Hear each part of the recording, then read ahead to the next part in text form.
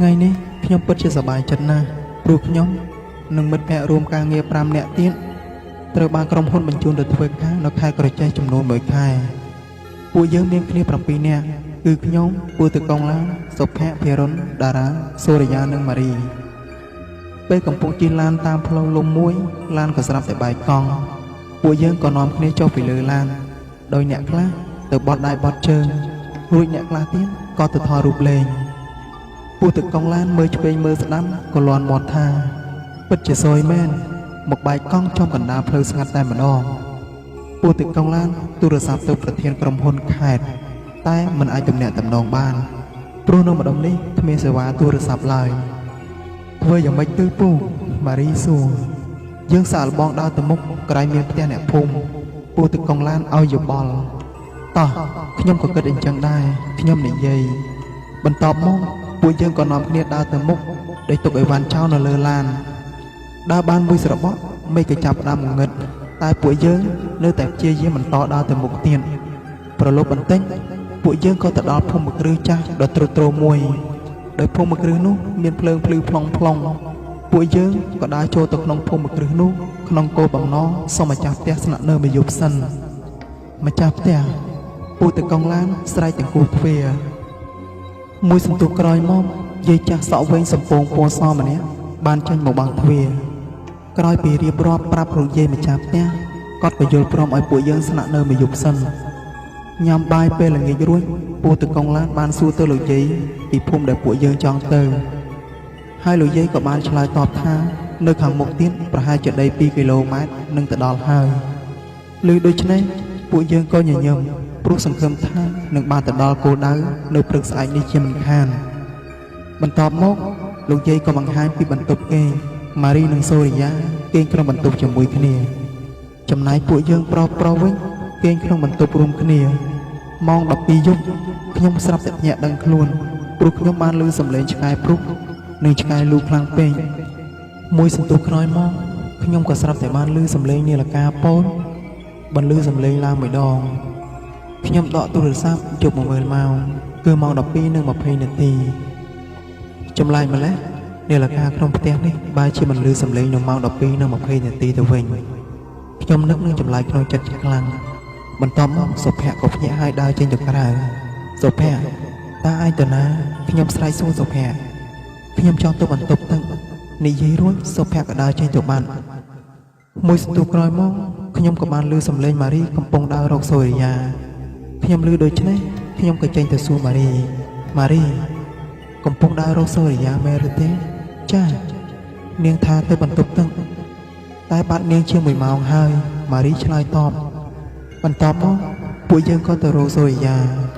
ខ្ញុំដើរកាន់មាត់ទ្វារចូលក្នុងបន្ទប់ក្រោមដីក៏បានឮសំឡេងខ្សឹបល្វើយជួយផង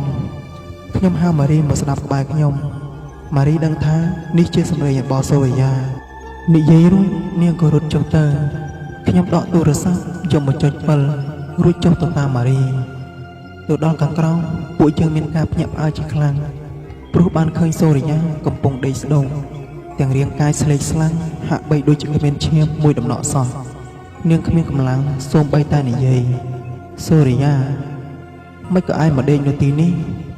តើមានរឿងអ្វីកើតឡើងចំពោះឯងនាងនិយាយមិនរួចឡើយនាងប្រឹងលើកដៃចង្អុលទៅមាត់ទ្វារខ្ញុំបញ្ចាំងពិលទៅមាត់ទ្វារដែលនាងបានចង្អុលប្រាប់ហើយក៏បានឃើញសុភ័ក្រកំពុងដេកនៅក្បែរជញ្ជាំងសូរិយាមានរឿងអ្វីកើតឡើងចំពោះនាងនិងសុភ័ក្រខ្ញុំសួរនាងតែគួរឲ្យសោកស្ដាយព្រោះភ្លាមនោះសូរិយាបានដាច់ខ្យល់ស្លាប់បាត់ទៅហើយខ្ញុំនិងម៉ារីបានទៅមើលសុភ័ក្រតែសុភ័ក្រក៏បានស្លាប់ទៀតមិនស្រួលទេឆាប់ឡើងទៅខាងលើវិញខ្ញុំនិយាយរួចក៏ដឹកដៃម៉ារីរត់ទៅខាងលើទៅរកពូទឹកកងឡានភិរុននិងតារាទៅដល់បន្ទប់ខាងលើខ្ញុំនិងម៉ារីមានការភ្ញាក់ផ្អើលជាខ្លាំងព្រោះតារានិងភិរុនកំពុងតែដេកស្លាប់ទាំងរាងកាយស្លេកស្លាំងដែរមានរឿងអ្វីកើតឡើងភ្លាមនោះស្រាប់តែមានអ្វីម្យ៉ាងមកប៉ះនឹងកខ្ញុំពីក្រោយយ៉ាងខ្លាំងធ្វើឲ្យខ្ញុំឈឺជាខ្លាំងរួចក៏សន្លប់បាត់ទៅពេលដែលខ្ញុំបើកភ្នែកមកម្ដងទៀតដៃជើងនិងមាត់របស់ខ្ញុំត្រូវចងយ៉ាងជាប់ ខ្ញុំងាកទៅម្ខាងក៏បានឃើញម៉ារីកំពុងអង្គុយលើកៅអីទាំងសន្លប់ដែលត្រូវចងដៃចងជើងនិងមាត់ជាប់ដូចខ្ញុំដែរស្រីម្នាក់សក់ខ្មៅរួញវែងសំពងបានដើរមកកាន់ខ្ញុំថ្ងៃនេះពិតជាហេងមែនសុកក៏មានមនុស្សដើរមករកសេចក្តីស្លាប់ខ្ញុំខំប្រឹងមើលទៅស្ត្រីនោះក៏មើលស្គាល់ថានាងមានមុខមាត់ដូចជាលោកយាយម្ចាស់ផ្ទះតែខុសត្រង់ថានាងមានសក់ខ្មៅនិងស្បែកមិនសូវជ្រីវជ្រួញដូចលោកយាយម្ចាស់ផ្ទះឡើយអ្នកជានរណាខ្ញុំខំប្រឹងសួរស្ត្រីនោះទាំងសម្លេងតិចងល់ទាំងចំណងនៅជាប់នឹងមាត់ស្ត្រីនោះបានដើរមកស្រាយចំណងចេញពីមាត់របស់ខ្ញុំរួចក៏ប្រែទៅជាលោកយាយម្ចាស់ផ្ទះទៅវិញគឺជាយើងតើពួកឯងនៅចាំយើងបានឬទេតើលោកយាយជាអ្វីហេតុអ្វីក៏មកចងពួកយើងតើមានរឿងអ្វីកើតឡើងចំពោះមិត្តភក្តិរបស់ខ្ញុំនិងខ្ញុំយាយចាស់នោះបានដើរទៅមុខរួចបង្វិលខ្លួនមកជុំក៏ក្លាយទៅជាស្ត្រីសក់ខ្មៅមានវ័យប្រហែលជា30ឆ្នាំទៅវិញខ្ញុំគឺម្ចាស់ផ្ទះនេះខ្ញុំគឺជាព្រាយជញ្ជក់ឈាមមិត្តភក្តិរបស់ឯងសុទ្ធតែស្លាប់ដោយសារតែយើងជញ្ជក់ឈាមបន្តិចទៀតគឺដល់វេនរបស់ឯងនិងស្ត្រីម្នាក់នេះហើយនិយាយចប់ខ្មោចស្រីនោះក៏សើចឡើងសប្បាយរីករាយចំណែកខ្ញុំវិញមានការតក់ស្លុតជាខ្លាំងនៅពេលដែលបានឮដូច្នេះខ្មោចស្រីនោះក៏និយាយបន្តថាខ្ញុំជញ្ជក់ឈាមមនុស្សបានម្នាក់ខ្ញុំនឹងក្មេងជាងមុន5ឆ្នាំបន្ទាប់មកគេក៏សើចយ៉ាងសប្បាយរីករាយបន្តទៀតនិយាយរួចខ្មោចស្រីនោះក៏ដើរទៅកាន់ម៉ារីហើយភ្លាមនោះម៉ារីក៏ដឹងខ្លួនម៉ារីខំស្រែកជាខ្លាំងទាំងពិតភ័យចំណែកខ្មោចស្រីនោះកំពុងតែព្យាយាមខំកនឹងបឺតយកឈាមរបស់នាង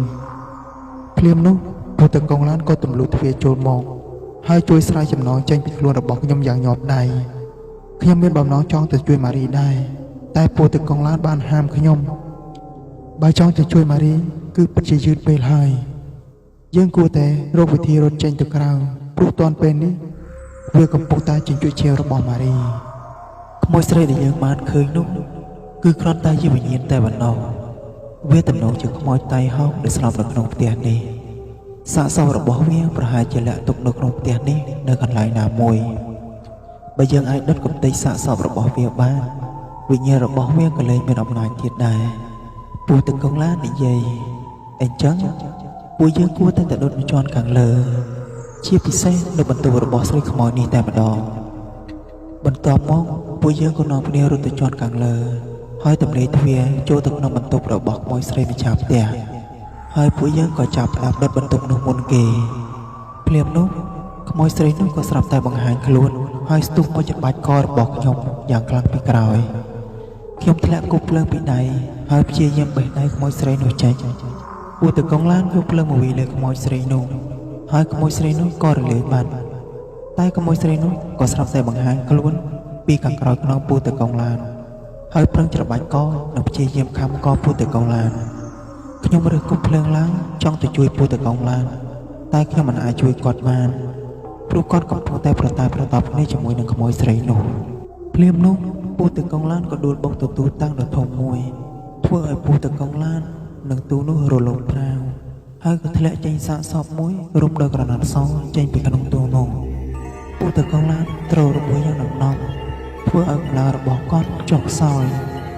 ពូតកងឡានស្នើឲ្យខ្ញុំដុតកំទេចសាកសពនោះចោលទៅខ្ញុំព្យាយាមយកភ្លើងមកដាក់លើក្រណាត់រុំសាកសពនោះជាច្រើនកន្លែងដើម្បីឲ្យភ្លើងឆាប់ឆេះសាកសពឆេះហើយពូខ្ញុំនិយាយតែសប្បាយចិត្តនឹងងាកទៅកាន់ពូតកងឡានតែគួរឲ្យសោកស្ដាយព្រោះពូតកងឡានត្រូវខ្មោចស្រីនោះបឺតជញ្ជក់ឈាមបាត់ទៅហើយរពេចនោះខ្មោចស្រីចាស់ផ្ទះនោះក៏ស្រាប់តែស្រែកយ៉ាងខ្លាំងហាក់បីដូចជាឈឺផ្សាដោយសារតែភ្លើងឆាបឆេះព្រោះសាកសពរបស់នាងកំពុងតែត្រូវភ្លើងឆេះយ៉ាងសន្ធោសន្ធៅខ្ញុំដើរទៅកាន់ពូតកងឡានពូយ៉ាងម៉េចហើយឯងឆាប់រត់ចេញទៅភ្លើងកំពុងតែឆាបឆេះរៀលដើរកាន់តែខ្លាំងហើយមិនបែកខ្វល់ពីខ្ញុំទេពូតកងឡាននៅតែខំប្រឹងនិយាយមកកាន់ខ្ញុំទេ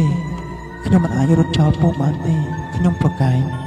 ខ្ញុំត្រូវខ្មោចខំជញ្ជក់ឈាមស្ទើរឲ្យពីខ្លួនទៅហើយខ្ញុំមិនរស់ទេឯងចាប់រត់ចេញទៅ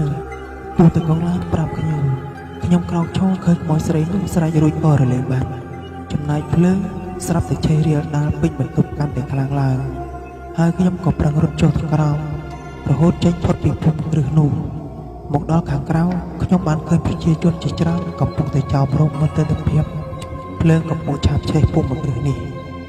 មិនក៏ឯងរត់ចេញពីភូមិគ្រឹះនេះឯងចូលទៅក្នុងភូមិគ្រឹះនេះធ្វើអ្វីប៉ូលីសក្នុងស្រុកបានសួរខ្ញុំបានប្រាប់ហេតុការណ៍ពីខ្ញុំបានជួបរហូតដល់ភ្លើងឆាបឆេះភូមិគ្រឹះនេះក្រោយពីស្ដាប់រួចពួកអ្នកភូមិមួយចំនួនបានជឿសម្ដីរបស់ខ្ញុំពួកគេក៏សង្ស័យថាភូមិគ្រឹះនេះមានខ្មោចដែរព្រោះឧស្សាហ៍ឃើញមានមនុស្សស្លាប់នៅក្នុងភូមិគ្រឹះនេះភ្លាមនោះភូមិគ្រឹះនោះក៏រលំហើយឆាបឆេះក្លាយទៅជាកំទេចផេះ